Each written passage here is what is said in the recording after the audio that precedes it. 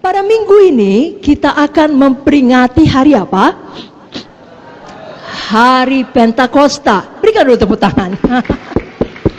Amin, saudara. Nah, Pentakosta berasal dari bahasa Yunani atau bahasa Greek yang artinya hari ke-50. Pentakos, 50-an. Jadi sebenarnya arti harafiah dari Pentakosta tidak lain adalah hari ke-50. Karena dahulu bangsa Israel merayakan hari Pentakosta sebagai hari di mana hukum Tuhan diberikan, yakni 50 hari setelah hari Paskah, Passover.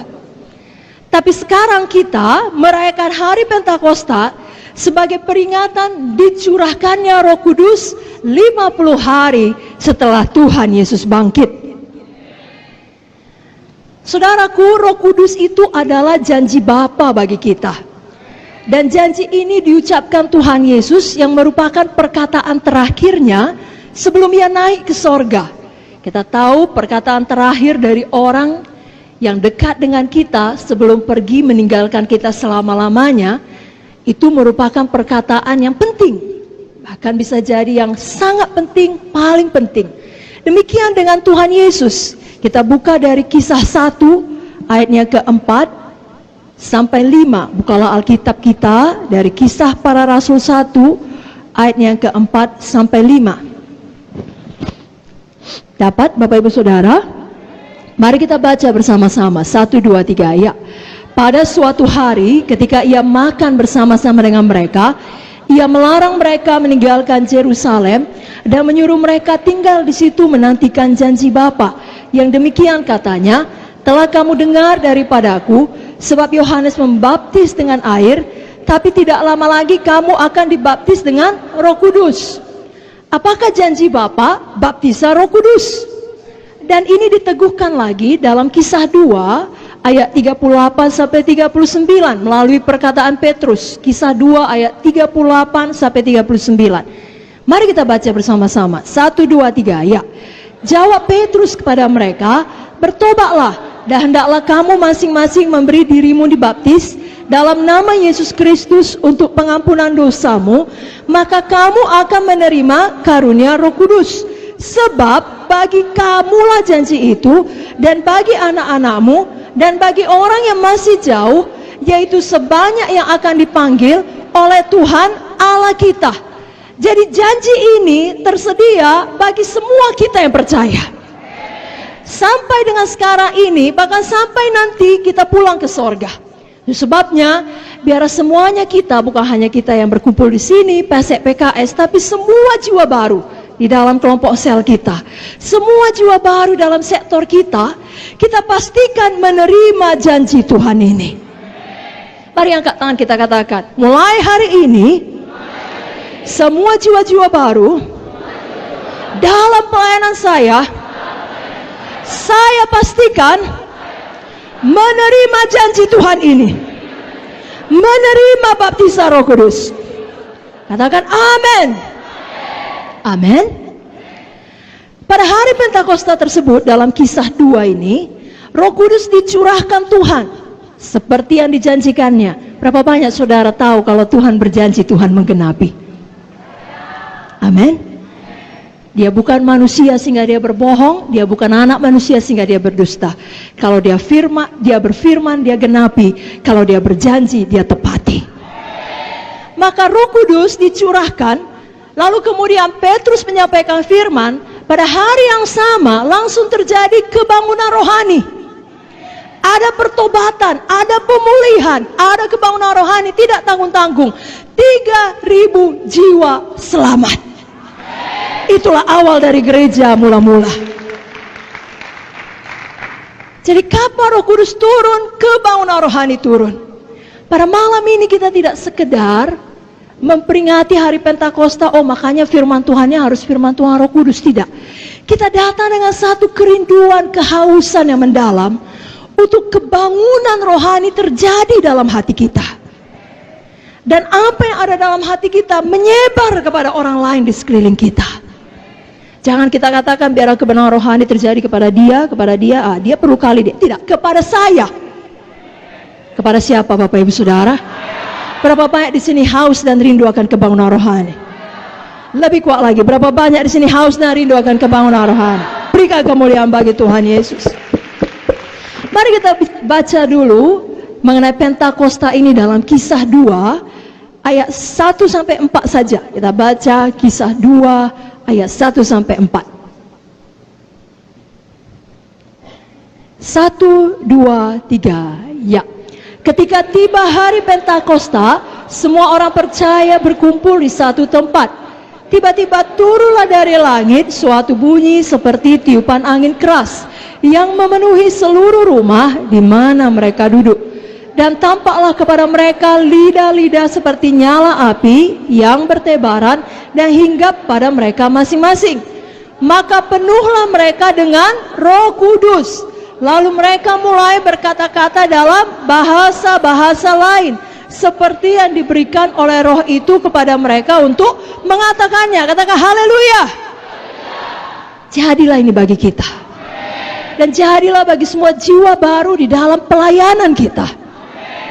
Semuanya kita, masing-masing kita penuh dengan Roh Kudus, dan tidak berhenti di situ. Sama seperti murid-murid Tuhan ini, sama seperti rasul-rasul ini, hidup mereka berubah. Lalu mereka mengadakan kebangunan rohani. Itu sebabnya biar malam ini kita diingatkan, hidup kita terus berubah menjadi hidup yang menang, menjadi hidup yang berkuasa di akhir zaman ini, menjelang kedatangan Yesus kedua kali. Kita tidak bisa sebelah mata hidup seakan-akan kita hidup selamanya. Tidak. Suatu saat kita semua akan mati. Suatu saat kalau kita belum mati, Yesus akan datang kedua kali. Dan menurut akselerasi yang terjadi pada zaman sekarang di mana kita hidup, tidaklah mustahil Yesus datang pada malam ini atau esok hari atau minggu depan atau kapan saja. Itu sebabnya di tengah-tengah dunia yang begitu jahat, begitu gelap, kejahatan merajalela, kita perlu menjadi terang, kita perlu menjadi garam, dan tidak ada jalan, tidak mungkin kita mampu melakukannya sambil kita berjuang untuk nafkah kita, untuk hidup kita dengan kekuatan sendiri. Tidak mungkin. Hanya ada satu jalan, yakni dengan kuasa Roh Kudus. Amin, Bapak Ibu Saudara. Itu sebabnya mulai malam ini biar masing-masing kita penuh dengan Roh Kudus. Masing-masing. Tidak ada PKS yang berpikir, oh aku nggak penuh kali pun tidak apa-apa, pesekku paling penuh, dia yang mengurus sektor kami. Atau sebaliknya, yang suami berkata, istriku BDS, dia paling penuh Roh Kudus. Atau sebaliknya, istri berkata, suamiku takut akan Tuhan, dia paling penuh Roh Kudus. Masing-masing kita penuh Roh Kudus. Amin. Sama seperti yang kita baca tadi. Di sini dikatakan, tampaklah kepada mereka lidah-lidah seperti nyala api yang bertebaran dan hinggap pada mereka. Pada mereka? Lebih kuat, pada mereka? Mari angkat tangan kita, ikut-ikut doa ini dengan sungguh-sungguh, katakan, mulai malam ini Tuhan, kami masing-masing penuh Roh Kudus.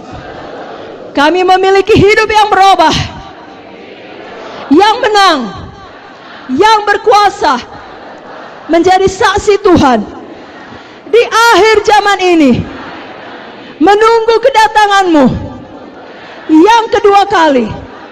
Kami semua berjaga-jaga, hidup dalam Roh, dipimpin oleh Roh, biar semuanya kami, seluruh sidang GKI, mengalami kebangunan rohani. Jadilah ini bagi kami di dalam nama Yesus. Dan semua kita berkata, berikan tepuk tangan bagi Tuhan Yesus.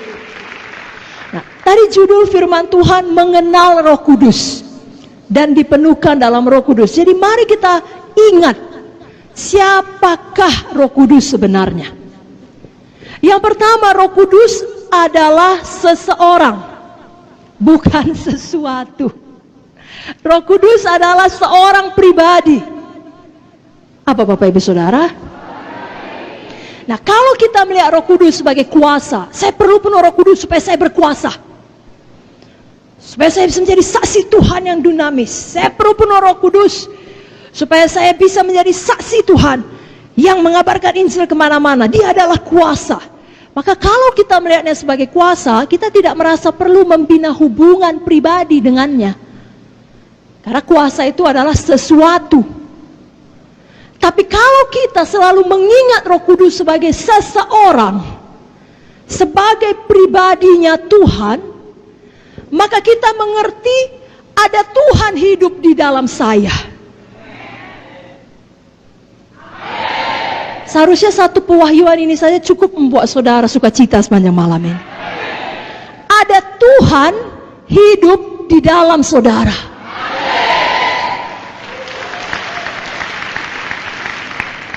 Saya ulangi, ada siapa di dalam saudara?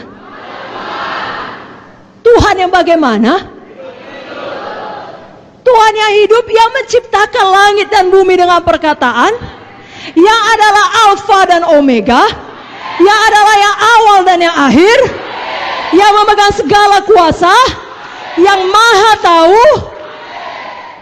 Itu yang hidup dalam saudara. Namanya Roh Kudus. Jadi dia adalah seseorang. Dan kalau kita mengingatnya sebagai seorang pribadi, maka kita mengerti bahwasanya tiap-tiap hari kita perlu membina hubungan pribadi dengan dia. Semakin mengenal dia, lebih intim, lebih dalam. Saudaraku masih ingat Galatia 5:22? Apa itu saudaraku? Buah roh. Mari buka Alkitab saudara. Buah roh. Galatia 5 ayat 22. 1, 2, 3 ya. Tetapi buah roh ialah kasih, sukacita, damai sejahtera, kesabaran, kemurahan, kebaikan, kesetiaan, kelemah lembutan, penguasaan diri. Tidak ada hukum yang menentang hal-hal itu.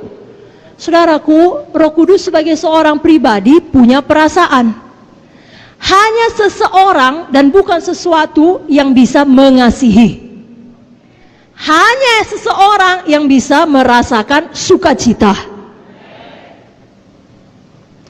Jadi, Roh Kudus adalah pribadi yang punya perasaan, yang hidup di dalam kita.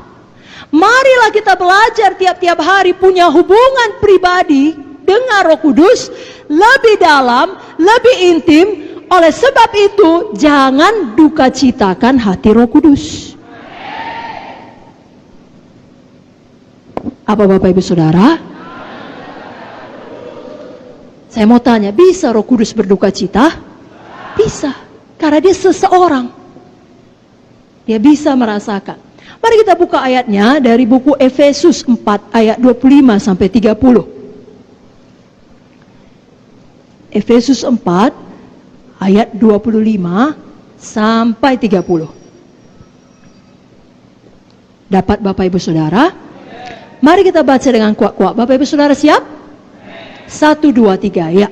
Karena itu buanglah dusta dan berkatalah benar seorang kepada yang lain. Karena kita adalah sesama anggota. Apabila kamu menjadi marah, janganlah kamu berbuat dosa. Janganlah matahari terbenam sebelum padam amarahmu. Dan janganlah beri kesempatan kepada iblis. Orang yang mencuri, janganlah ia mencuri lagi. Tapi baiklah ia bekerja keras dan melakukan pekerjaan yang baik dengan tangannya sendiri, supaya ia dapat membagikan sesuatu kepada orang yang berkekurangan. Janganlah ada perkataan kotor keluar dari mulutmu, tapi pakailah perkataan yang baik untuk membangun di mana perlu, supaya mereka yang mendengarnya beroleh kasih karunia. Dan janganlah kamu mendukakan Roh Kudus Allah yang telah memeteraikan kamu menjelang hari penyelamatan. Amin. Jadi ada beberapa perkara yang dapat membuat Roh Kudus di dalam kita berduka cita. Tapi malam ini kita hanya melihat 2 perkara saja. Yang pertama, jangan berbohong, jangan berdusta. Katakan, saya tidak mau berbohong, saya tidak mau berdusta.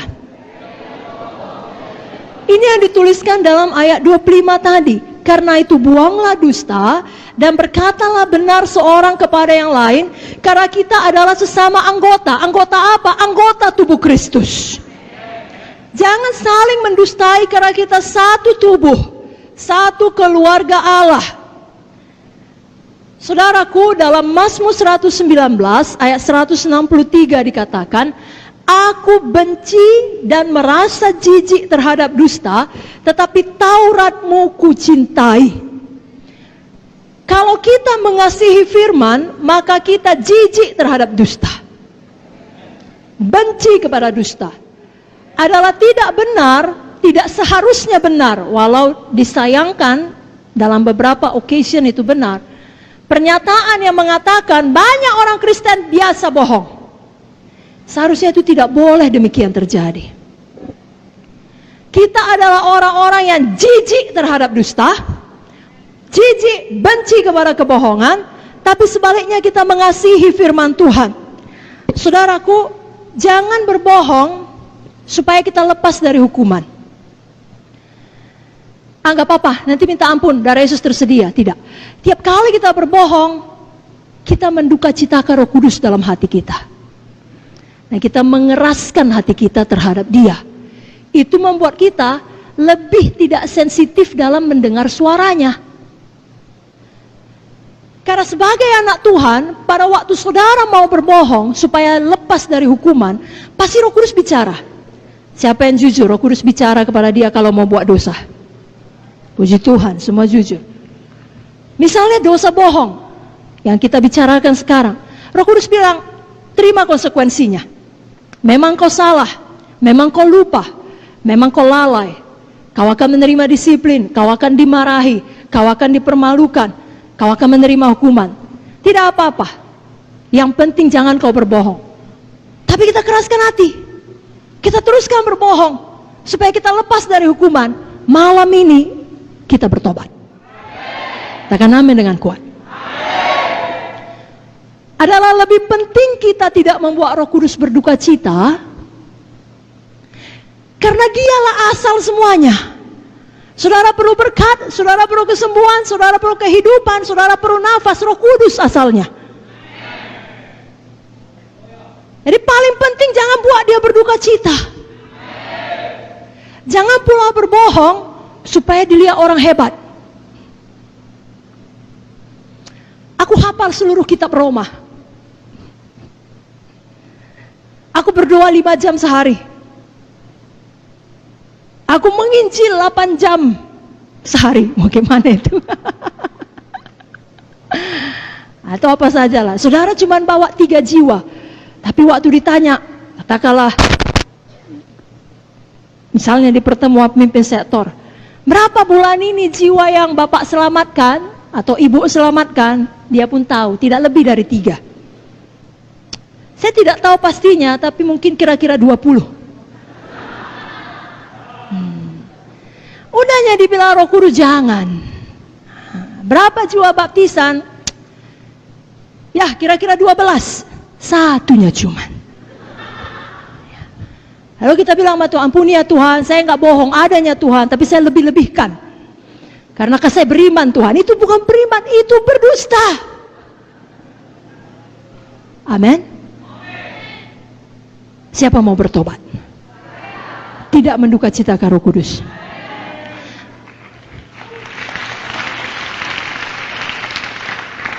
Jadi jangan berbohong supaya lepas dari hukuman. Jangan pula berbohong supaya kita dipikir lebih hebat dari yang sebenarnya. Tapi ada satu bohong yang lebih parah dari kedua ini. Walau semua dosa sama saja di hadapan Tuhan, tidak bisa satu dosa pun masuk ke sorga. Tetapi di dunia ini, kalau bohong yang berikut ini dilakukan, itu hati sangat-sangat jahat. Bohong yang bagaimana? Yakni saudara berbohong mengenai sesuatu hal atau seseorang yang mengakibatkan perpecahan sesama anggota. Saudara baca tadi ayatnya kan? Ia mengakibatkan perpecahan sesama tubuh Kristus, sesama saudara. Dan ini diulangi lagi dari buku Amsal. Mari kita buka Amsal 6 Sama-sama kita buka Alkitab kita dari Amsal 6 ayat 16 sampai 19.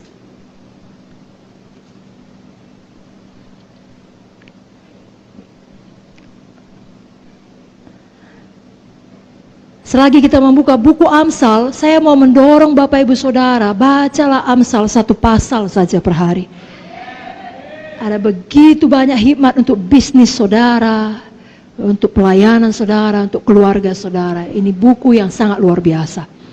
Baik, Amsal 6 ayat 16 sampai 19, kita baca dengan kuat-kuat. 1, 2, 3, ya. 6 perkara ini yang dibenci Tuhan, bahkan 7 perkara yang menjadi kekejian bagi hatinya: mata sombong, lidah dusta, tangan yang menumpahkan darah orang tak bersalah, hati yang membuat rencana-rencana yang jahat, kaki yang segera lari menuju kejahatan, seorang saksi dusta yang menyembur-nyemburkan kebohongan, dan yang menimbulkan pertengkaran saudara. Apa yang dibenci Tuhan, apa yang menjadi kekejian bagi hatinya? Kalau saudara perhatikan mengenai dusta, diulang sampai 3 kali. Yang pertama dikatakan lidah dusta. Yang kedua ayat 19 ada 2 kali, saksi dusta yang menyembur-nyemburkan kebohongan, saksi dusta yang menimbulkan pertengkaran saudara.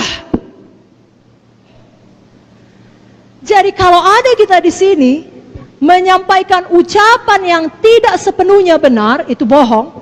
Lalu kemudian ucapan yang tidak benar itu dan tidak baik itu mengakibatkan hubungan di antara kita menjadi rusak, Tuhan benci. Apa saudaraku? Sebabnya bebas hari ini dari yang namanya gosip, bebas dari namanya fitnah, pengumpat, dan kawan-kawannya. Amin. Dan ini termasuk ucapan saudara di sosial media. Kalau kita baca di Efesus 4 tadi, ucapan kita harus yang membangun, supaya orang yang mendengarnya beroleh kasih karunia. Kalau semua anak Tuhan melakukan ini, hoax tidak bisa berkembang. Kenapa? Semua benci dan jijik kepada dusta, tapi mengasihi Taurat Tuhan. Semua tidak mau menyampaikan, ya tepuk tangan bagi Tuhan Yesus, haleluya. Semua tidak mau menyampaikan ucapan-ucapan yang tidak membawa berkat. Di sini dikatakan menimbulkan pertengkaran saudara, maksudnya bukan saudara dalam keluarga badani.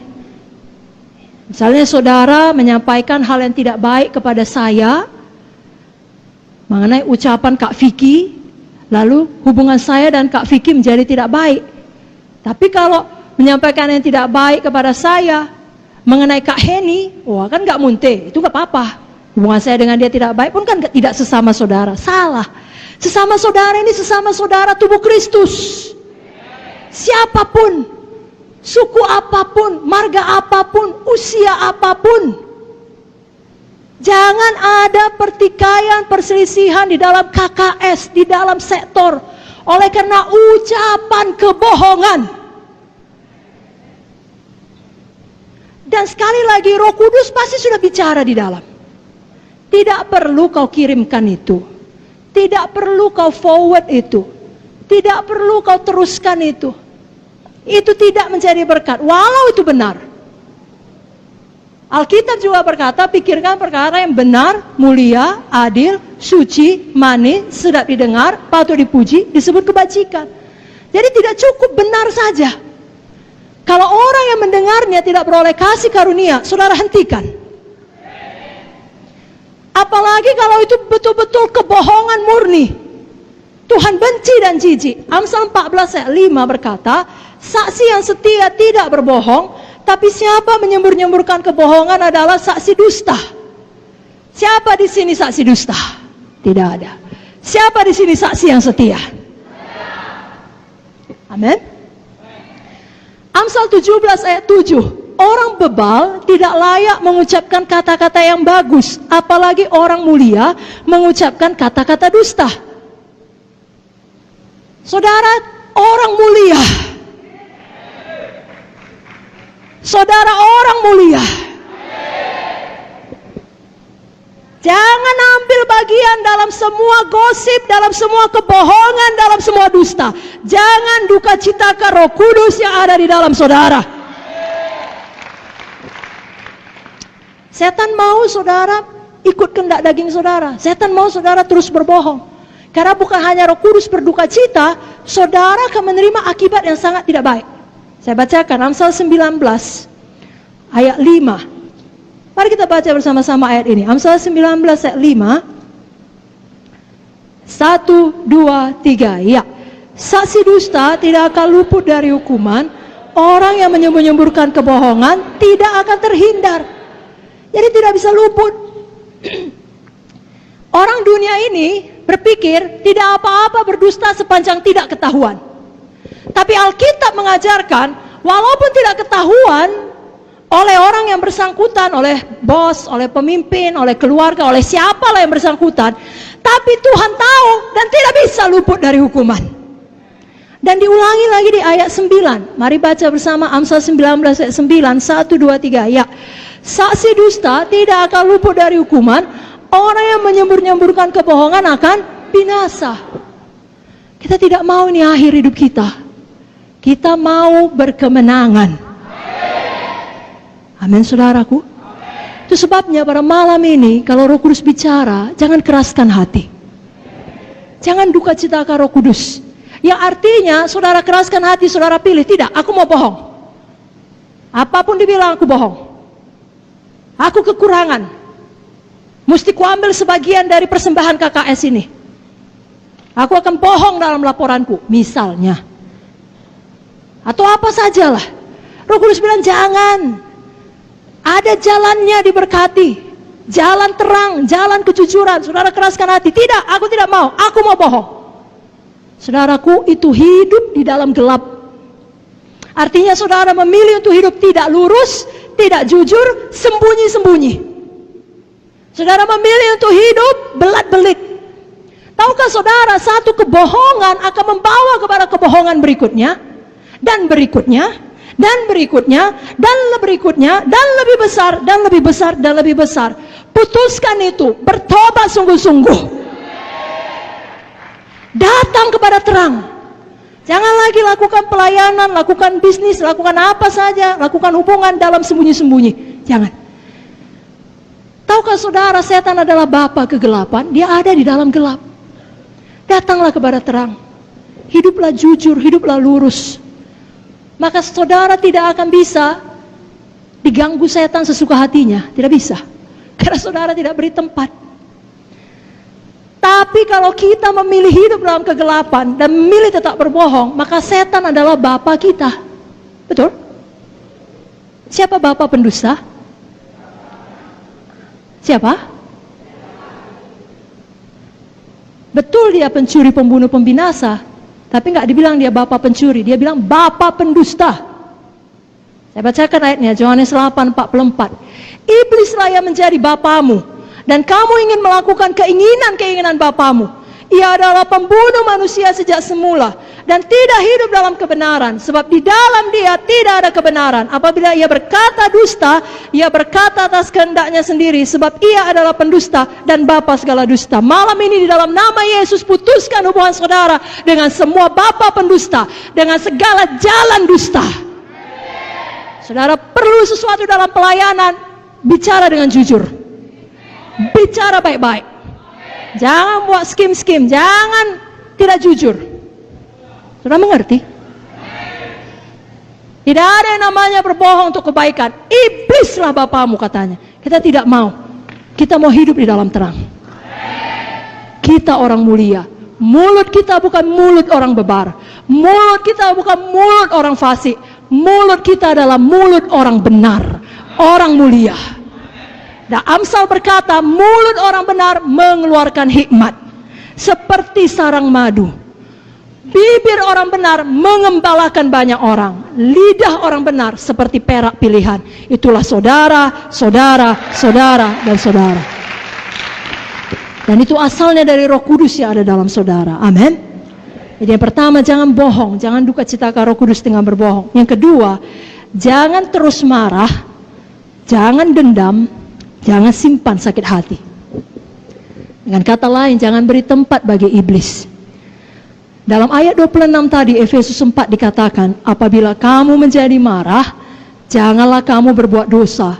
Janganlah matahari terbenam sebelum padam amarahmu. Janganlah beri kesempatan kepada iblis. Jadi jangan biasakan terus marah dan berdosa. Jangan biasakan jadi orang yang selalu negatif. Sudah pun baik semua, Tuhan sudah lindungi, KKS saudara menang, tidak ada bom, tidak ada hujan, ya. Tapi kemudian tidak ada jiwa baru. Itu memang tidak baik, ya. Itu memang hal yang kurang baik. Lalu saudara marah-marah. Atau katakanlah ada jiwa baru, semua hadir kecuali satu orang. Lalu saudara marah, semua yang hadir saudara marahi, bukan dia yang salah. Saudara mengerti? Jangan jadi orang demikian. Jangan jadi pemimpin yang demikian. Justru semua buruk pun saudara bisa melihat kebaikan Tuhan.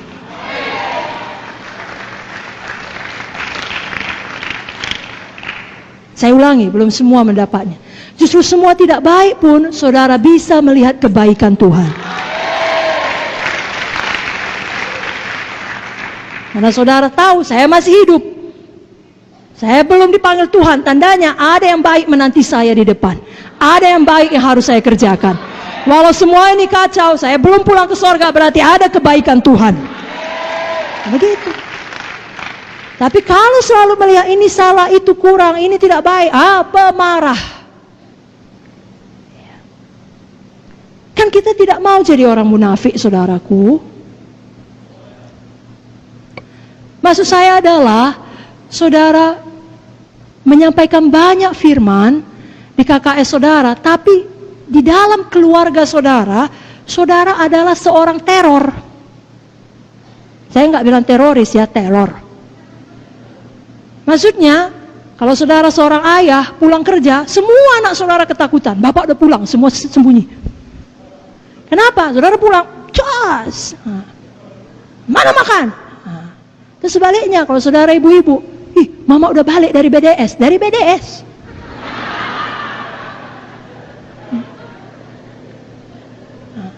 Tapi semua takut. Kenapa? Pemarah.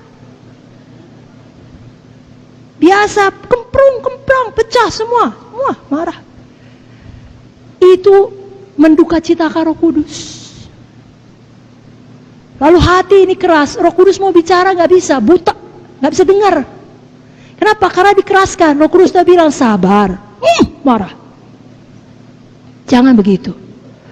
Banyak bersyukur lihat kebaikan Tuhan. Nah, saya tidak menghakimi karena semua kita datang dari banyak latar belakang. Jangankan pemarah, pembunuh pun ada, pemerkosa pun ada, betul saudara.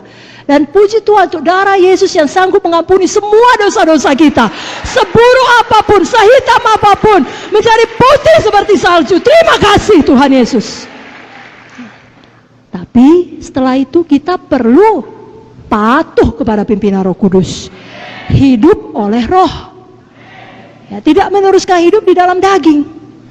Nah baik, itu marah karena apapun, udah baik pun tetap marah. Tapi ini lebih tinggi daripada itu, saudara, saya, kita semua perlu bertumbuh secara rohani. Jangan marah walau ada dasar untuk marah. Dengan kata lain, saudara punya alasan cukup pantas, layak untuk marah, yakni orang jahat terhadap saudara. Orang melakukan kecurangan terhadap saudara. Dan lain-lain lah, orang membicarakan saudara, menggosipkan saudara, bla bla bla. Begitupun tetap jangan marah. Bukan saya yang bilang, Alkitab yang bilang. Mari buka Alkitab saudara. Mari bangkit berdiri dari Mazmur 37 ayat 1 sampai 8. Ini ayat yang sangat luar biasa. Semua kita perlu sungguh-sungguh membacanya. Mazmur 37 ayat 1 sampai 8.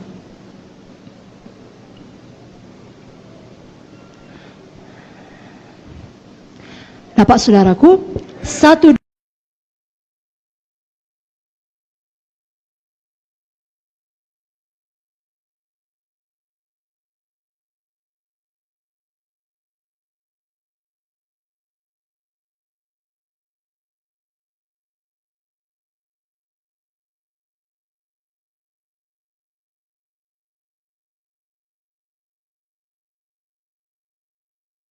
2, 3. Hidupmu kepada Tuhan dan percayalah kepadanya, dan Ia akan bertindak. Ia akan memunculkan kebenaranmu seperti terang dan hakmu seperti siang. Berdiam dirilah di hadapan Tuhan dan nantikanlah Dia. Jangan marah karena orang yang berhasil dalam hidupnya, karena orang yang melakukan tipu daya.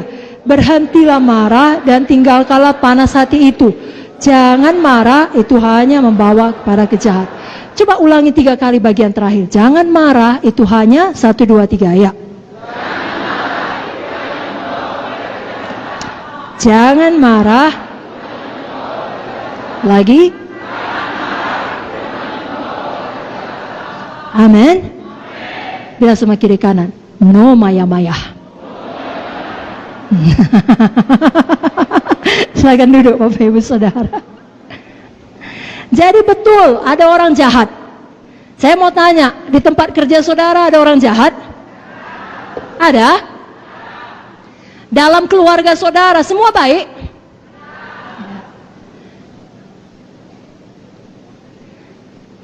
Di mana saudara beraktivitas, apakah di situ ada orang yang berbuat curang?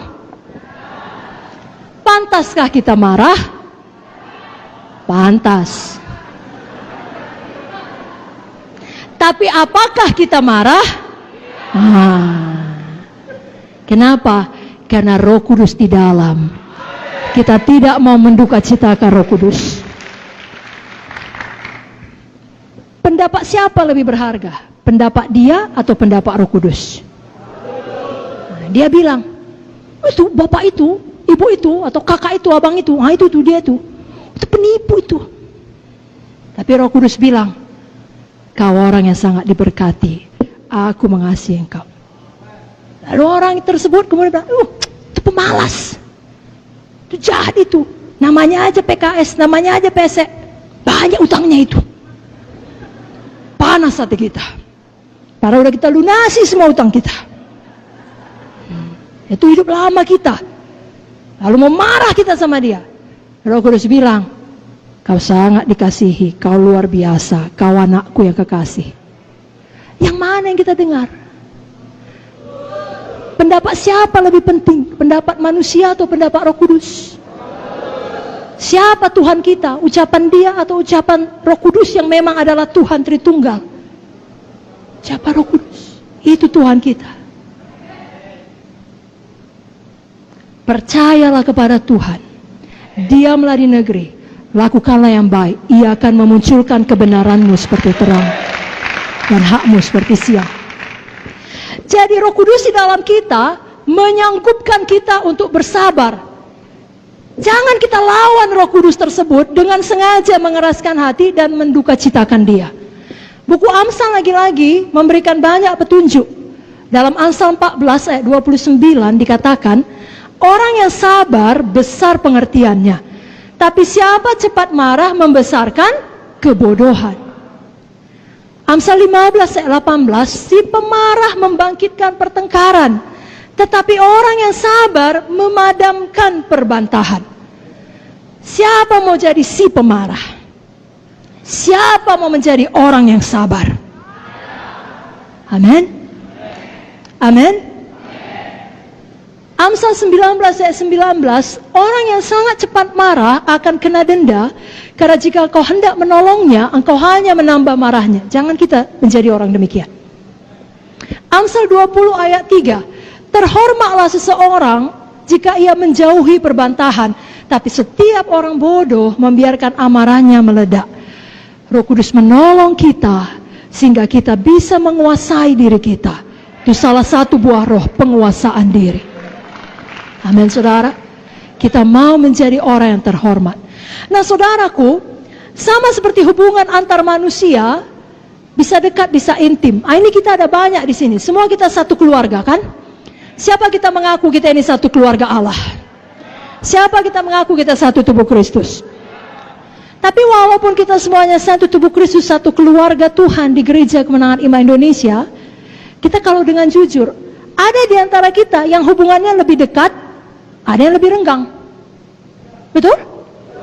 Hubungan saya dengan saudara tentulah lebih renggang bila dibandingkan dengan hubungan saya dengan Ibu Munte atau Ibu Victoria. Betul? Saya lebih intim dengan mereka. Demikian juga Roh Kudus ada di dalam kita, tapi kedekatan kita dengan Roh Kudus, keintiman kita dengan Roh Kudus, itu semuanya terserah kepada kita. Tergantung kepada kepatuhan kita kepadanya. Bila kita dengan sengaja menduka citakan Roh Kudus, nah bukan berarti saudara kehilangan keselamatan saudara, saudara terancam masuk neraka, tidak. Saudara punya jaminan keselamatan. Yesus mengampuni dosa saudara, dosa yang lalu, dosa yang sekarang, dosa yang akan datang. Wah, itu saja cukup untuk buat saudara bersorak-sorai. Bersorak-sorai, tepuk tangan dulu. Tidak ada yang lebih penting dari jaminan keselamatan. Namun, walaupun kita tetap selamat, tapi hubungan kita dengan Roh Kudus tidak lagi begitu manis seperti sebelumnya ketika saudara patuh. Nah, kalau saudara jujur, saudara tahu saat-saat itu, ya, ini di waktu saudara berdoa, saudara tidak bisa merasakan apa-apa. Pernah? Jangan diteruskan. Kenapa itu terjadi? Karena misalnya Roh Kudus sudah berkata, jangan lakukan nakku, jangan bohong. Udah, hentikan. Itu gosip nakku. Roh Kudus bilang, nakku jangan gitu. Kalau mau bilang sungguh-sungguh, jangan pura-pura, jangan hidup dalam kegelapan, jangan sembunyi-sembunyi. Lurus saja, tetap juga belak-belik. Roh Kudus bilang, sabar nakku, jangan meledak. Tapi kita keraskan hati. Lalu itu membuat Roh Kudus berduka cita. Saudaraku, saya mau katakan, saudara bisa bebas dari ikatan dosa. Bukan hanya bohong, bukan hanya marah, apa saja. Kalaupun masih ada di antara saudara punya dosa-dosa yang terselubung, saudara bisa bebas. Kalau saudara mau jujur pada Roh Kudus. Saya bacakan Mazmur 32, saudaraku. Dengar baik-baik ya, Mazmur 32. Dari Daud, nyanyian pengajaran, berbahagialah orang yang diampuni pelanggarannya, yang dosanya ditutupi. Berbahagialah manusia yang kesalahannya tidak diperhitungkan Tuhan dan yang tidak berjiwa penipu. Dengan kata lain, yang jujur. Ayat 3 dan 4. Selama aku berdiam diri, selama aku tidak mengaku dosa, selama aku tetap diam, tulang-tulangku menjadi lesu karena aku mengeluh sepanjang hari. Sebab siang malam tanganmu menekan aku dengan berat, sumsumku menjadi kering, seperti oleh teriknya musim panas. Lalu ayat 5 dia berkata, dosaku kuberitahukan kepadamu, kesalahanku tidak kusembunyikan. Aku berkata, aku akan mengaku kepada Tuhan pelanggaran-pelanggaranku, dan Engkau mengampuni kesalahan karena dosaku. Apa maksud ayat ini? Selama kita tidak jujur pada Roh Kudus, kepada Tuhan, kita yang menderita. Bukan Tuhan tidak tahu dosa kita. Tuhan tahu pikiran kita dari jauh. Pemazmur berkata, Kau tahu, Kau menyelidiki batinku. Tuhan tahu kalau kita berpikiran kotor. Tuhan tahu kalau kita berpikiran jahat. Tapi kalau kita pura-pura saja, kita melayani saja, atau apalah, kita diam-diamkan, kita yang menderita. Badan kita pun ikut menanggungnya. Lalu Daud berkata, dosaku kuberitahukan, dan Tuhan mengampuni. Tuhan memulihkan. Jadi malam ini saudaraku, saya ajak kita untuk jujur pada Roh Kudus. Maka kita cintakan uang, maka kita tidak sungguh-sungguh melayani KKS kita, kasih kita telah menjadi dingin. Kita nggak peduli, datang nggak datang, situ kau, aku pun punya hidup, aku pun perlu cari makan. Sudah dihubungi, aku sakit, doakanlah aku. Iya, aku doakan, tapi nggak kita doakan. Tapi kita nggak jujur di hadapan Tuhan. Malam ini, jujurlah.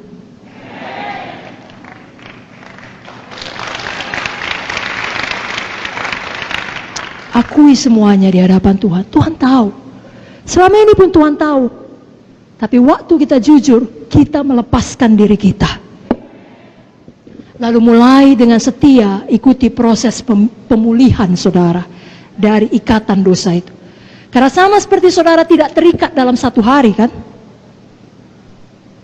Betul? Betul? Tidak ada orang dalam satu hari langsung terikat narkoba. Tidak ada orang dalam satu hari terikat pornografi. Nah, kerap kali proses pemulihan pun ada, perlu waktu. Saudara setia di dalamnya. Apa kata Roh Kudus, saudara ikuti. Mari tutup mata saudara, angkat tangan saudara. Tidak usah pedulikan kiri kanan, katakan dengan jujur, Roh Kudus, Kau begitu mengasihi saya. Saya mengaku semua dosa saya. Kau tahu Tuhan, dosa pikiran, dosa perkataan, dosa perbuatan. Saya akui semuanya. Saya tidak sembunyikan. Saya tidak mau lagi hidup dalam gelap. Saya tidak mau berbohong. Saya tidak mau marah. Ampunilah saya selama ini. Saya sering tidak menyadari Kau hidup di dalam saya. Saya sering mengeraskan hati saya dan mendukacitakan Engkau. Tapi mulai hari ini saya bertobat. Saya berbalik. Saya terima pemulihan. Saya mau patuh kepadamu. Saya mengasihimu dengan segenap hati saya dan dengan tindakan saya. Mulai malam ini saya alami kebangunan rohani di dalam nama Yesus. Dan semua kita berkata, berikan tepuk tangan bagi Yesus. Baik, itu poin yang pertama, Roh Kudus seorang pribadi. Jangan kita duka citakan. Poin yang kedua, Roh Kudus itu adalah Tuhan sendiri. Roh Kudus adalah Tritunggal.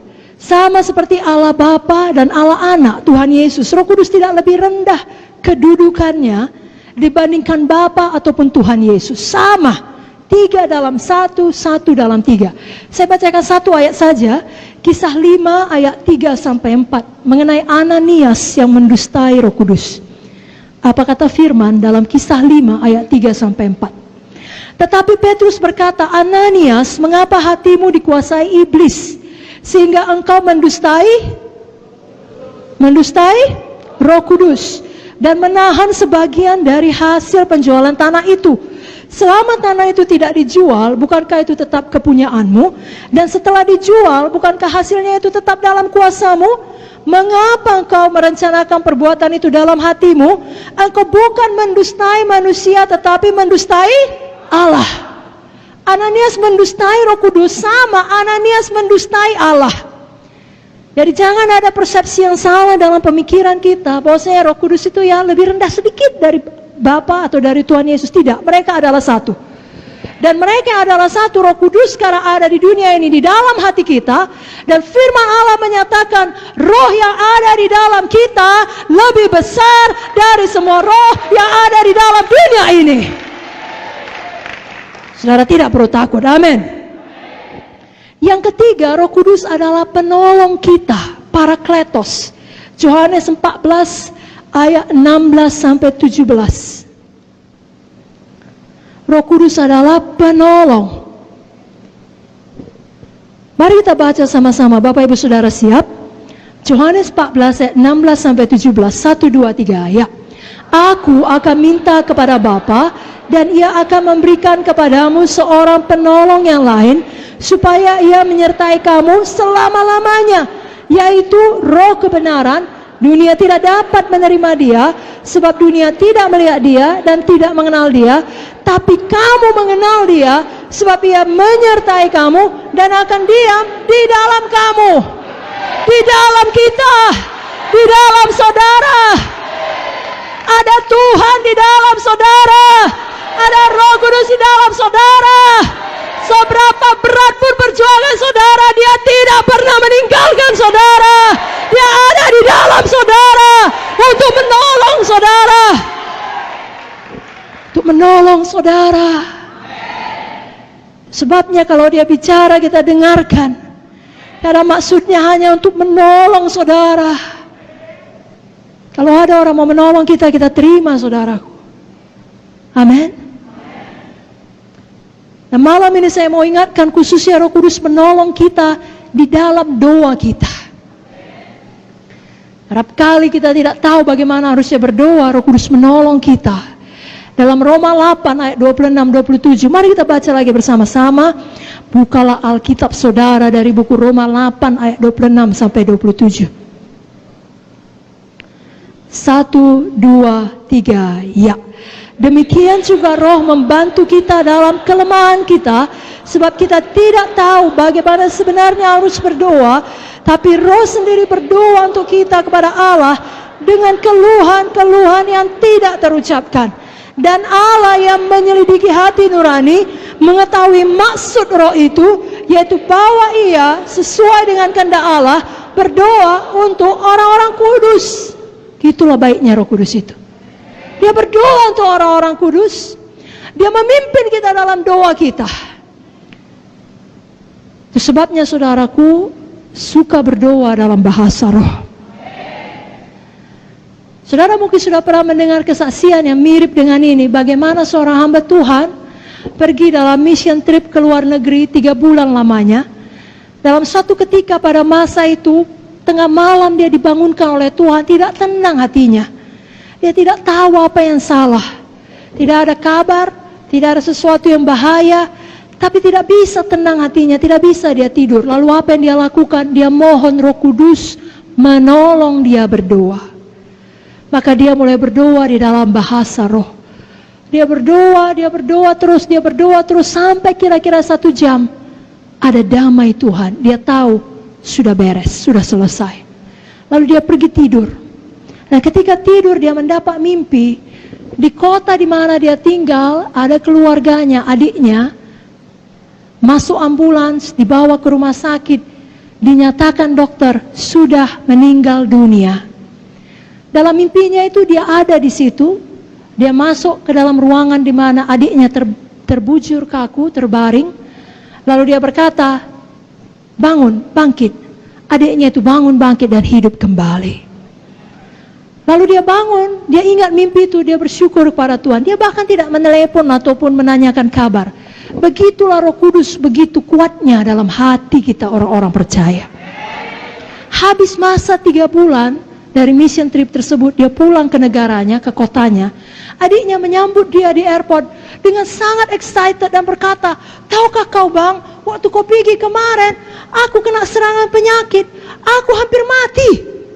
Tapi mujizat Tuhan, aku hidup kembali. Lalu abangnya berkata, apakah itu tanggal sekian, kira-kira jam sekian, tengah malam? Kok tahu? Roh Kudus mengatakannya. Saudaraku, Roh Kudus yang sama masih bekerja. Jadi Roh Kudus sangat baik. Ada orang berpikir Roh Kudus itu kejam. Kenapa dikatakan kejam? Karena Roh Kudus selalu membuat kita merasa bersalah akan dosa kita. Itu tidak benar, karena tidak ada ayatnya. Roh Kudus membuat engkau merasa bersalah tiap kali kau berdosa. Justru sebaliknya. Mari buka Yohanes 16 ayat 9 sampai 11. Yohanes 16, saya baca ke ayat 8 sampai 11. Dan kalau ia datang, maksudnya Roh Kudus, ia akan menginsafkan dunia akan dosa, kebenaran, dan penghakiman. Akan dosa, karena mereka tetap tidak percaya kepadaku. Akan kebenaran, karena mereka pergi kepada Bapa, karena aku pergi kepada Bapa, dan kamu tidak melihat aku lagi. Akan penghakiman, karena penguasa dunia ini telah dihukum. Maksudnya apa? Dengarkan baik-baik. Yang pertama, akan dosa, karena mereka tidak percaya kepada aku. Maksudnya, Roh Kudus bukan membuat kita merasa bersalah akan dosa kita, justru sebaliknya.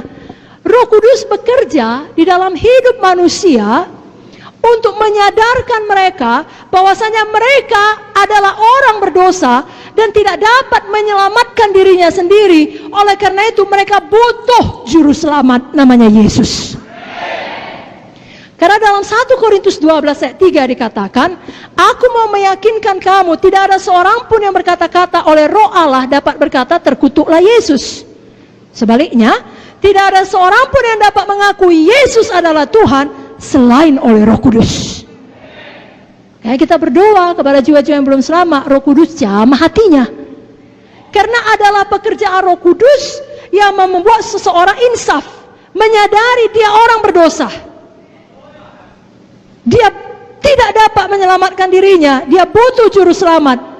Baru dia cari juru selamat dan dia terima Yesus sebagai juru selamatnya.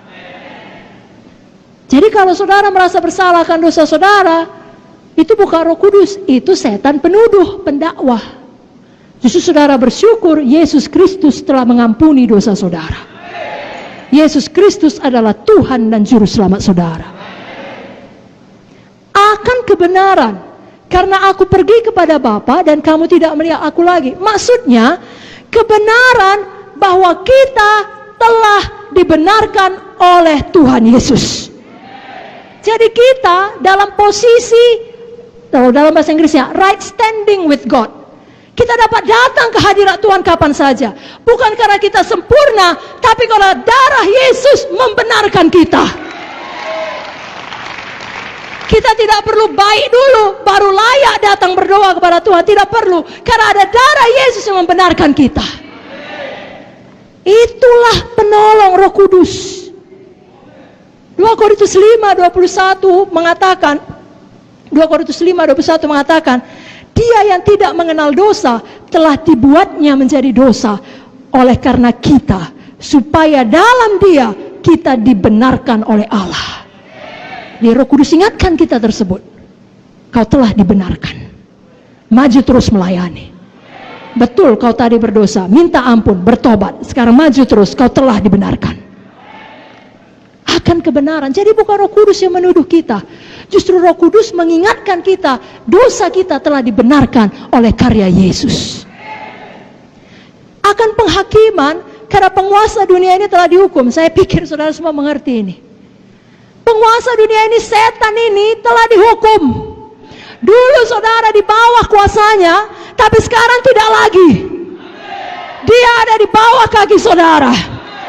Setan tidak punya otoritas atas saudara. Jadi itu Roh Kudus penolong. Dia ingatkan saudara, setan tidak berkuasa atas saudara. Itu sebabnya Roh Kudus dikatakan dalam Yohanes tadi, roh kebenaran. Dia ajari, dia ingatkan kita akan kebenaran itu. Yohanes 16 ayat 13 saya bacakan. Apabila ia datang, yaitu roh kebenaran, ia akan memimpin kamu dalam seluruh kebenaran. Sebab ia tidak berkata-kata dari dirinya sendiri, tapi segala sesuatu yang didengarnya itulah yang dikatakannya, dan ia akan memberitakan kepadamu hal-hal yang akan datang. Oh, luar biasa.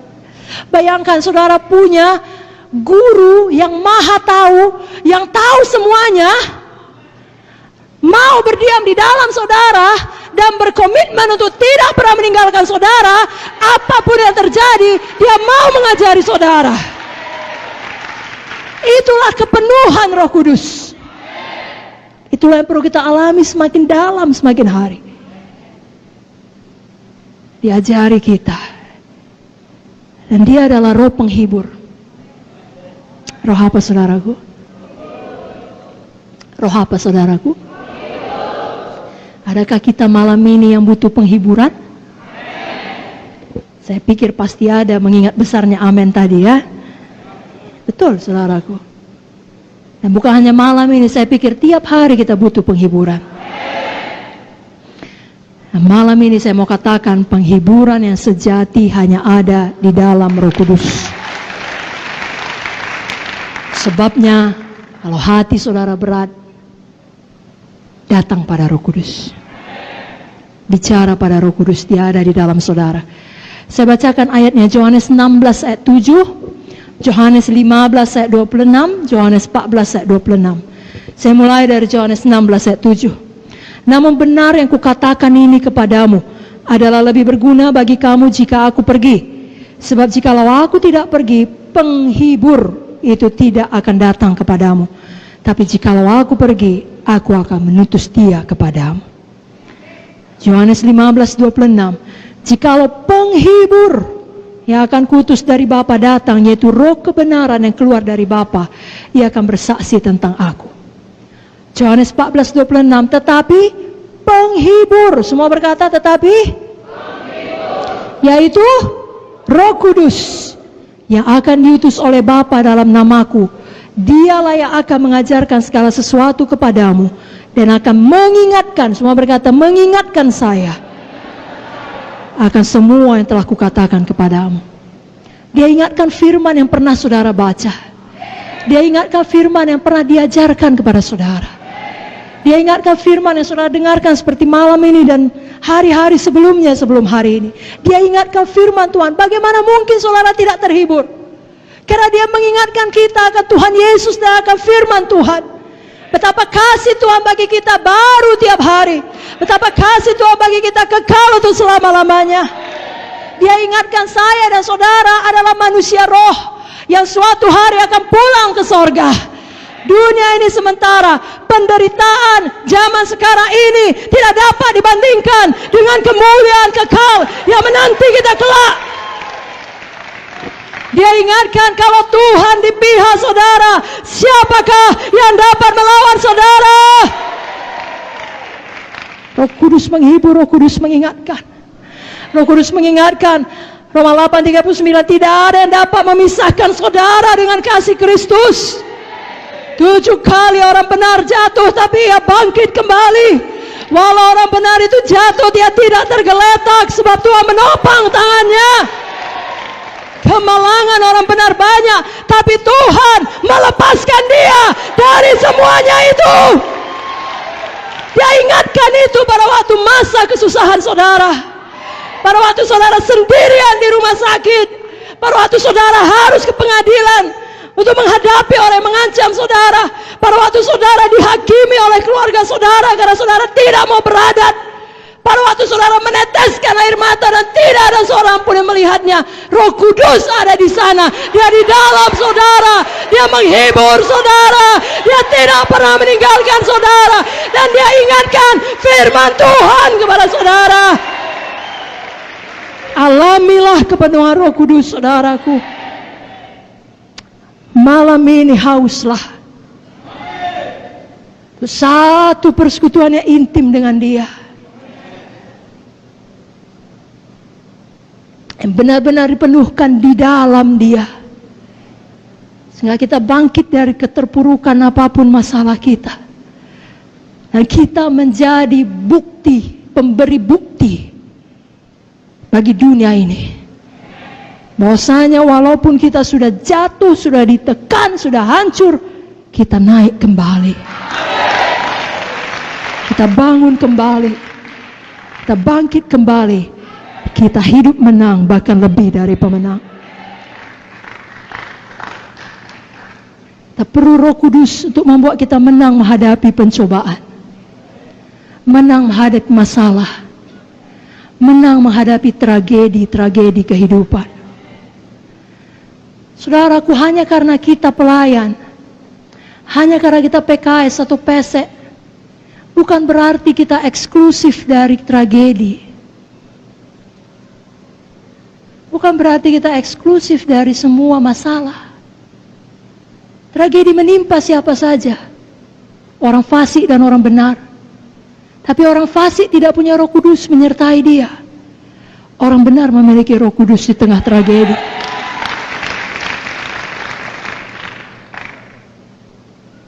Jadi walaupun kita tidak mungkin terlepas dari penderitaan dunia ini, tapi kasih Roh Kudus di dalam kita. Kuasa Roh Kudus di dalam kita. Hikmat Roh Kudus di dalam kita. Itu yang memampukan kita menanggung semua penderitaan itu. Sehingga dalam menjalaninya kita tidak menyerah. Kita tahu akan tiba tanggal kadaluarsanya. Lalu kita dimampukan untuk setia. Bahkan lebih daripada itu, kita tidak kehilangan damai kita. Kita tidak kehilangan pujian dari mulut kita. Kita tidak kehilangan sukacita kita. Dan paling penting, kita tidak kehilangan iman kita. Kita tidak berbalik dan menunjuk Tuhan dan berkata, kenapa kau izinkan ini terjadi? Kalau kau peduli kepada aku, kenapa kau biarkan? Tidak. Kita berkata, segala sesuatu bekerja sama mendatangkan kebaikan bagi kami yang mengasihi Tuhan. Walaupun aku berjalan dalam lembah kekelaman, aku tidak takut bahaya, karena Kau besertaku. Siapa yang membuat kita mampu mengatakan itu sesudah tragedi. Hanya Roh Kudus. Orang dunia akan berkata gila itu. Tapi kita berkata itulah Roh Kudus. Tidak mungkin kita dapat menanggung dengan kekuatan dan pikiran kita sendiri. Kita butuh kuasa supernatural. Itu sebabnya semua kita perlu betul-betul penuh Roh Kudus. Pada malam ini saya ingatkan Bapak Ibu Saudara, bukan hanya Bapak Ibu Saudara perlu penuh Roh Kudus. Semua jiwa-jiwa di dalam pelayanan Bapak Ibu Saudara. Semua keluarga Bapak Ibu Saudara. Jangan berpuas, sudah kubawa altar call, sudah mengaku dia Yesus Tuhan. Betul, bagus sekali. Tapi tidak cukup di situ, perlu selamat, lahir baru, yang artinya percaya Yesus Tuhan, bertobat dari dosa-dosa, perlu dibaptis dalam air, dan perlu penuh Roh Kudus.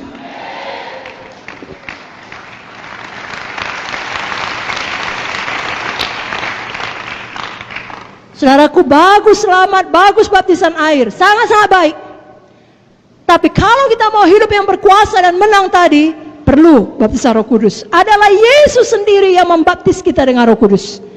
Keempat Injil menuliskannya. Saya bacakan Matius 3 ayat 11, Markus 1 ayat 8, Lukas 3 16 dan Yohanes 1 33. Matius 3 11, aku membaptis kamu dengan air sebagai tanda pertobatan. Tapi ia yang datang kemudian daripadaku lebih berkuasa daripadaku, dan aku tidak layak melepaskan kasutnya. Ia akan membaptiskan kamu dengan Roh Kudus dan dengan api. Markus 1:8, aku membaptis kamu dengan air, tapi ia akan membaptis kamu dengan Roh Kudus. Siapa membaptis? Yesus membaptis dengan Roh Kudus. Lukas 3:16, Yohanes menjawab dan berkata kepada semua orang itu, aku membaptis kamu dengan air, tapi ia lebih berkuasa daripada aku akan datang dan membuka tali kasutnya pun aku tidak layak. Ia akan membaptis kamu dengan Roh Kudus dan dengan api. Yohanes 1:33, aku pun tidak mengenalnya, tapi dia yang mengutus aku untuk membaptis dengan air telah berfirman kepadaku, jikalau kau melihat Roh itu turun ke atas seseorang dan tinggal di atasnya, dialah itu yang akan membaptis dengan Roh Kudus. Jadi kalau sampai diulangi dalam keempat Injil, Tuhan mau semua anak-anaknya sampailah kepada kepenuhan itu. Selamat, baptisan air, baptisan Roh Kudus. Jadi mari kita PKS-PSE berjuang sampai jiwa itu demikian. Lalu dia tinggal di rumah Tuhan. Saudaraku, Tuhan Yesus yang adalah teladan kita semua tahu juga penuh Roh Kudus. Dibaptis air dan penuh Roh Kudus. Matius 3:16. Sesudah dibaptis, Yesus keluar dari air. Pada waktu itu juga langit terbuka. Ia melihat Roh Allah seperti burung merpati turun ke atasnya. Kalau Yesus sendiri perlu penuh Roh Kudus ketika dia masih hidup di dunia ini, apalagi kita. Apalagi saudara, apalagi jiwa-jiwa yang kita layani.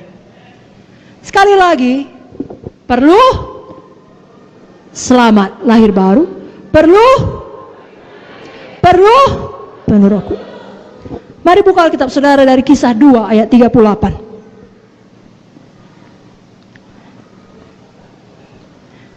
Mari kita semangat melayani jiwa-jiwa sampai mereka penuh Roh Kudus. Kisah 2:38. Jawab Petrus kepada mereka, bertobatlah dan hendaklah kamu masing-masing memberi dirimu dibaptis dalam nama Yesus Kristus untuk pengampunan dosamu, maka kamu akan menerima karunia Roh Kudus. Tiga-tiga ada di situ. Bertobat itu selamat, lahir baru. Dibaptis dan menerima Roh Kudus. Sekarang diulangi lagi dalam Kisah 8 ayat 12. Mari buka Alkitab saudara dari Kisah 8 ayat 12. Mari kita baca bersama-sama. 1, 2, 3 ya. Tapi sekarang mereka percaya kepada Filipus yang memberitakan Injil tentang kerajaan Allah dan tentang nama Yesus Kristus, dan mereka memberi diri mereka dibaptis, baik laki-laki maupun perempuan. Baguskah ini saudaraku? Bagus. Semua bikin tangannya bagus. Agak sangat bagus. Tapi apakah berhenti di situ? Apakah cukup? Tidak. Walau mereka sudah menerima Injil, dengan kata lain sudah selamat, dan bahkan mereka sudah memberi mereka dibaptis, baptisan air, apakah yang terjadi? Kisah 8 ayat 14-17. Mari kita baca di bawahnya 14-17. 1, 2, 3 ya. Ketika rasul-rasul di Yerusalem mendengar bahwa tanah Samaria telah menerima firman Allah, mereka mengutus Petrus dan Yohanes ke situ. Setibanya di situ, kedua rasul itu berdoa supaya orang-orang Samaria itu beroleh Roh Kudus. Sebab Roh Kudus belum turun di atas seorang pun di antara mereka, karena mereka hanya dibaptis dalam nama Tuhan Yesus. Kemudian keduanya menompangkan tangan di atas mereka, lalu mereka menerima Roh Kudus. Haleluya. Mari angkat tangan saudara, katakan, saya sebagai PKS, saya pastikan jiwa-jiwa di KKS saya benar-benar selamat, benar-benar baptisan air dan penuh Roh Kudus. Katakan amin. Berikan tepuk tangan bagi Tuhan Yesus. Satu ayat lagi saudaraku, Kisah 19 ayat 1-2. Mengenai perlunya ketiganya. Tidak cukup dua saja. Kisah 19 ayat 1-2. Mari kita baca bersama-sama. 1, 2, 3, ya. Ketika Apolos masih di Korintus, Paulus sudah menjelajah daerah-daerah pedalaman dan tiba di Efesus. Di situ dapatinya beberapa orang murid. Katanya kepada mereka, sudahkah kamu menerima Roh Kudus ketika kamu menjadi percaya? Akan tapi mereka menjawab dia, belum. Bahkan kami belum pernah mendengar bahwa ada Roh Kudus. Nah, coba dengarkan baik-baik. Kenapa Paulus menulis ini? Kenapa Paulus berkata seperti ini? Pada waktu dia pergi satu tempat, dia temukan ada murid-murid yang percaya kepada Tuhan Yesus. Lalu ditanyanya, apakah kamu sudah menerima Roh Kudus ketika kamu menjadi percaya? Bukankah saat kita percaya, dengan kata lain saat kita selamat menerima Yesus, dengan sendirinya kita juga menerima Roh Kudus? Jadi kenapa ditanya Paulus? Apakah teologi Paulus salah? Tidak. Tidak mungkin salah. Dia menulis sebagian besar daripada kitab-kitab perjanjian baru. Amin saudara. Maksudnya di sini adalah Paulus mau mereka menerima baptisan Roh Kudus, dipenuhkan di dalam Roh Kudus dan berdoa bicara dalam bahasa roh. Itu sebabnya kita baca seterusnya ayat 3-6. 1, 2, 3, ya. Lalu kata Paulus kepada mereka, kalau begitu dengan baptisan manakah kamu telah dibaptis? Jawab mereka, dengan baptisan Yohanes. Kata Paulus, baptisan Yohanes adalah pembaptisan orang yang telah bertobat, dan ia berkata kepada orang banyak bahwa mereka harus percaya kepada dia yang datang kemudian daripadanya, yaitu Yesus. Ketika mereka mendengar hal itu, mereka memberi diri mereka dibaptis dalam nama Tuhan Yesus. Dan ketika Paulus menumpangkan tangan di atas mereka, turunlah Roh Kudus ke atas mereka, dan mulailah mereka berkata-kata dalam bahasa roh dan bernubuat. Waktu saudara layani jiwa, jelaskan sejelas-jelasnya. Roh Kudus bukan hanya untuk murid-murid Yesus dan 120 orang yang tertulis di Kisah Para Rasul 2, tapi untuk kamu dan untuk anak-anak kamu, untuk sebanyak orang yang dipanggil Tuhan, untuk kita semua janji itu. Dengan tepuk tangan saudaraku, amin.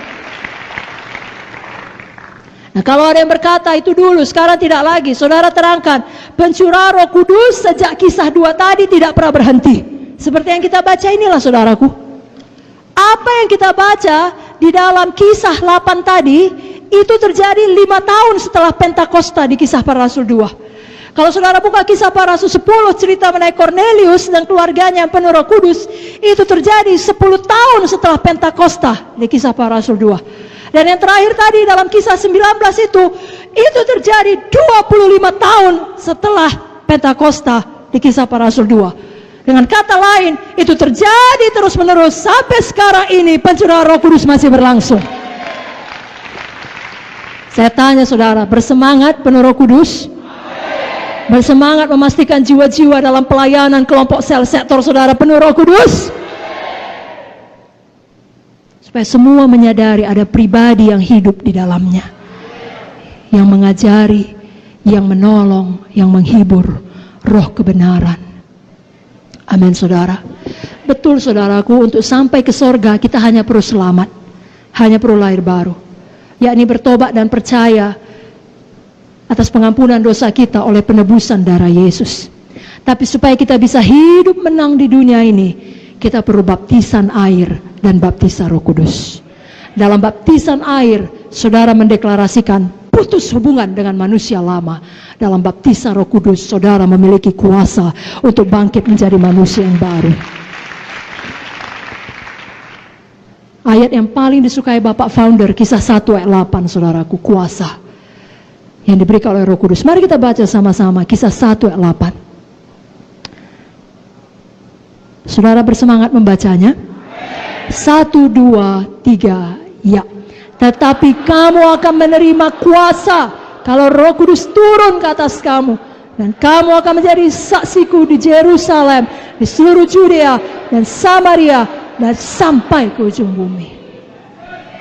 Amin. Saudara bukan hanya menjadi saksi dari mulut saudara, tapi dari hidup saudara. Seperti saya katakan tadi, saudara pemberi bukti. Ada Roh Kudus dalam saudara, banyak mujizat yang terjadi dalam hidup saudara. Dan jadi dalam tahun ini, ya, kita memperingati Hari Pentakosta, khususnya minggu ini. Mari semuanya kita, PKS PC, dan semua jemaat Tuhan Sidang GKI, betul-betul penuh Roh Kudus. Ya, saudara punya waktu malam ini berdoa, besok berdoa, doakan nama per nama dari anggota kelompok sel saudara. Khususnya saudara tahu memang belum bicara dalam bahasa roh. Biar hari Minggu ini semuanya berdoa dengan bahasa roh. Saya akan berikan ya beberapa perkara mengenai berdoa dengan bahasa roh itu penting. Kenapa? Yang pertama, kasih saya waktu 5-10 menit dan kita akan mempraktekkannya. Amin saudara. Yang pertama, berdoa dalam bahasa roh itu seturut dengan firman Tuhan. Jadi itu ada di Alkitab, ya, saya ambil dari 1 Korintus 14 ayat 2. Siapa yang berkata-kata dengan bahasa roh tidak berkata-kata kepada manusia tetapi kepada Allah. Sebab tidak ada seorang pun yang mengerti bahasanya, oleh roh ia mengucapkan hal-hal yang rahasia. Ayat 14-15, 1 Korintus 14. Jika aku berdoa dengan bahasa roh, rohku yang berdoa, tapi akal budiku tidak turut berdoa. Jadi apa yang harus kubuat? Aku akan berdoa dengan rohku, tapi aku berdoa juga dengan akal budiku. Aku akan menyanyi dan memuji dengan rohku, tapi aku akan menyanyi dan memuji juga dengan akal budiku. Dalam 1 Korintus 14 ayat 18 dikatakan, aku mengucap syukur kepada Allah bahwa aku berkata-kata dengan bahasa roh lebih daripada kamu semua. Paulus yang mengatakannya, dia rasul yang sangat luar biasa. Tulisannya luar biasa, memberkati kita sampai sekarang ini. Itu diilhami oleh Roh Kudus. Dan jelas dikatakan, jangan melarang orang berkata-kata dengan bahasa roh. 1 Korintus 14 ayat 39. Karena itu saudara-saudaraku, usahakanlah dirimu untuk memperoleh karunia untuk bernubuat, dan janganlah melarang orang yang berkata-kata dengan bahasa roh. Jadi kalau ada jiwa saudara lain yang berkata bahasa roh itu aneh, katakan tidak aneh. Paulus tidak aneh. Kenapa? Karena memang Roh Kudus sendiri tidak aneh. Lalu katakan kepada dia, saya kan tidak aneh. Kita semua tidak aneh. Justru kita berdoa dengan bahasa roh akan menjadi pribadi yang lebih baik, pribadi dengan karakter Yesus. Lalu kalau ada jiwa saudara berkata, aku udah pernah hari itu didoakan dengan bahasa roh, tapi nggak langsung lancar.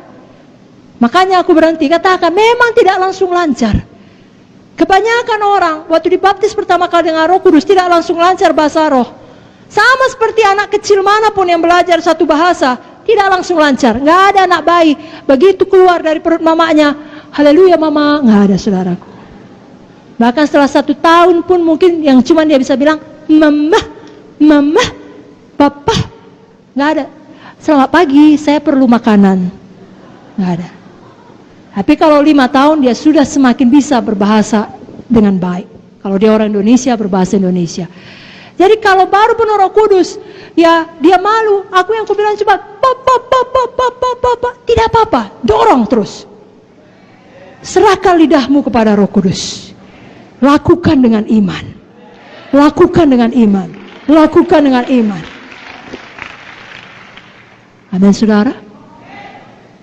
Sama seperti saudara, kalau saudara sudah lama dalam Tuhan dan bahasa roh saudara itu saja, minta pada Roh Kudus, lakukan dengan iman. Dia bisa berikan perbendaharaan bahasa roh yang lain kepada saudara.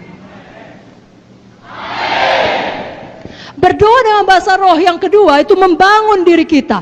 1 Korintus 14 ayat 4. Siapa berkata-kata dengan bahasa roh, ia membangun dirinya sendiri. Siapa yang tidak mau membangun dirinya? Tidak ada kan? Mari saya ganti pertanyaannya. Siapa mau membangun dirinya? Banyaklah berdoa dalam bahasa roh. Kan tidak ada kita yang berkata, oh aku udah hebat, aku udah sempurna, aku udah pelayan, aku tidak perlu dibangun lagi. Tidak ada kita yang berkata demikian. Semua kita perlu membangun diri kita, menyegarkan diri kita. Yesaya 28 ayat 11-12 berkata, sungguh oleh orang-orang yang berlogat ganjil dan oleh orang-orang yang berbahasa asing akan bicara kepada bangsa ini. Dia telah berfirman kepada mereka, inilah tempat perhentian. Berilah perhentian kepada orang yang lelah, inilah tempat peristirahatan, tapi mereka tidak mau mendengarkan. Kerap kali kita capek, badani, jiwani, kita butuh tempat istirahat, tempat perhentian untuk membangun diri kita kembali, menyegarkan kita. Cara yang terbaik berdoa dengan bahasa roh. Apalagi khususnya di dunia sekarang ini penuh dengan segala macam berita yang tidak baik. Maka dapat menjadi berita yang menakutkan, mengerikan, dan mengancam. Dunia penuh dengan persoalan, kesedihan. Tempat peristirahat sejati adalah dalam persekutuan kita dengan Tuhan, bicara rahasia dengan doa bahasa roh. Contoh lainnya saudaraku, saya bacakan Yudas 1 ayat 20. Akan tetapi kamu saudara-saudaraku yang kekasih, bangunlah dirimu sendiri di atas dasar imanmu yang paling suci, dan berdoalah dalam Roh Kudus. Dengarkan baik-baik, berdoa dalam bahasa roh, membangun diri kita di atas dasar iman. Saudaraku, tadi kita sudah belajar Roh Kudus, roh penolong, roh kebenaran. Dia ajarkan, dia ingatkan akan firman Tuhan. Itu sebabnya tiap kali kita berdoa dalam bahasa roh, kita membangun diri kita di dalam iman. Ada kesaksian mengenai seorang pendeta, dia punya jemaat suami istri, jemaatnya setia. Suaminya orang baik, punya pekerjaan yang baik, tapi istrinya selalu sakit-sakitan, punya infeksi lambung. Minggu demi minggu, bulan dengan bulan, tahun demi tahun keluar masuk rumah sakit, tidak pernah berhenti. Dan bahkan ditakutkan itu akan berkembang menjadi kanker. Singkat cerita, suatu hari istrinya dipenuhkan oleh Roh Kudus dan mulai berbahasa roh. Dan tiap hari semakin penuh dengan Roh Kudus, semakin dalam kerinduannya untuk membaca firman. Maka dia pun mulai banyak membaca firman, berdoa lagi dalam bahasa roh, lebih banyak lagi membaca firman, khususnya ayat-ayat kesembuhan. Lalu janji Tuhan mengenai kesembuhan ilahi hidup dalam hatinya. Tidak lama, betul-betul sembuh, diperiksa, tidak ada lagi penyakitnya, tidak pernah kumat sekalipun. Kita tahu bahasa roh sendirian tidak menyembuhkan kita, tapi pada waktu kita berdoa dalam bahasa roh itu membuat kita beriman. Membangun diri kita atas dasar iman, kita lebih percaya kepada janji Tuhan. Tiap kali kita bicara dalam bahasa roh, kita dapat melakukan seperti itu. Kenapa? Karena pada waktu bicara dalam bahasa roh itu saja, itu kan kita melakukannya dengan iman. Jadi mari bangun diri kita di atas dasar iman. Lalu apapun masalah saudara, saudara bisa keluar sebagai pemenang. Saudara lihatlah Paulus, dia berkata tadi, aku berbahasa roh lebih banyak dari kamu semua. Nah saudara lihat hidupnya bukan hidup yang mudah. Hidup Paulus sangat berat, sangat menderita.